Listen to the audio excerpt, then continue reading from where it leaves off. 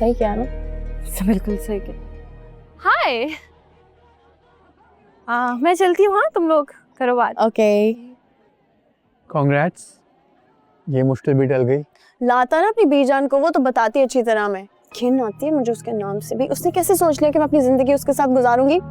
इतने बुरे नहीं है वो। जो इंसान हमें एक दूसरे से अलग करेगा ना, वो मेरे दुनिया में सबसे बुरा है। देखो, वो नहीं जानते थे कि तुम भी मुझसे प्यार करती हो। ये तुमसे उन्होंने कहा है ना? हाँ, लेकिन उन्होंने मुझे यकीन दिलाया कि अब हम दोनों के दरमियान कोई नहीं आए। तो तुम्हारी मोहब्बत इतनी कमजोर है कि अब तुम्हें कोई तीसरा यकीन दिलाएगा? किसी तीसरे की जरूरत नहीं है, बस मैं ये कह रहा हूँ कि उन्होंने कहा है कि अब वो हमारे साथ है।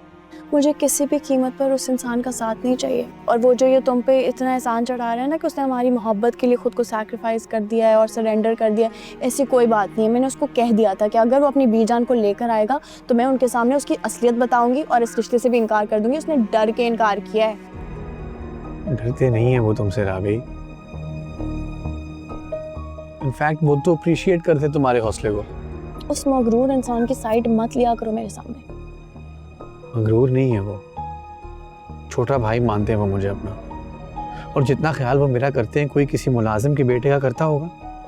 अब तुम खुद सोचो, गाड़ी भी दी उन्होंने मुझे आज अपनी, ताकि मैं तुम्हें कहीं बाहर ले जा सकूं।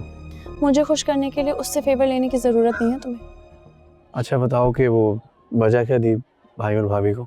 वजह देने की जरूरत ही नहीं थी। उनको लगा कि मेरे कहने पर अकमल ने दिबाज से बात की है। क्या? हाँ, और मजे की बात यह कि अकमल ने इस बात को डिनाई भी नहीं किया।